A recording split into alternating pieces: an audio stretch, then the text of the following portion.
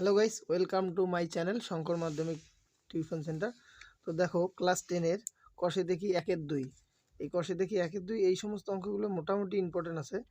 তো আমি 1 আর 2 এগুলো ছেড়ে দিচ্ছি, 3-এরটাও ছেড়ে দিচ্ছি, দিয়ে আমি 4-এর 1 নম্বর অঙ্কটা করাচ্ছি। দেখো 4-এর 1 নম্বর অঙ্কটা কীভাবে করি, আমি প্রথমে তুলে নিই।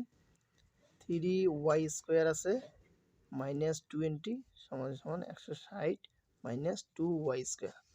তো এটা আমি কি করব, এখানে 3y² আছে সমান সমানের এপাশে আছে -2y²। তো এইটাকে সমান সমানের এপাশে নিয়ে আসবো, +2y² হবে। তাহলে এবার আমি এইভাবে লিখতে পারি, +2y² সমান 160 -20 এইদিকে আসলে +20। এবার আমরা কি করতে পারি, 3 আর 2 5 বা 5y², 160, তাহলে কত হলো 60 70 80 180।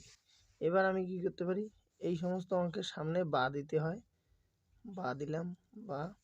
এবারে y² = 180 বাই এই 5টা নিচে আসলো। তারপর আমরা কি করতে পারি, এই 5 দিয়ে 180টাকে আমরা কাটবো। 5 দিয়ে 180কে ভাগ করলে কত হয়, 3 এ 15, 4 এ 20, 3 এ 15, 8 থেকে 5 গেল 3, এই শূন্য নামলো, 5 6 30, তাহলে আমার 36 বেরোয়। তাহলে 5 36 180, তাহলে y² = 36। এবার আমি কি করতে পারি, এবার আমি y = এই স্কোয়ারটাকে এইদিকে রুট ওভারে লিখতে পারি।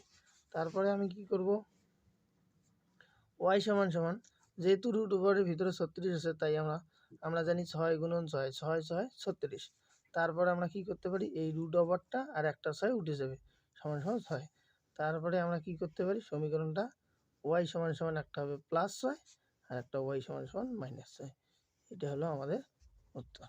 ওকে, থ্যাংক ইউ।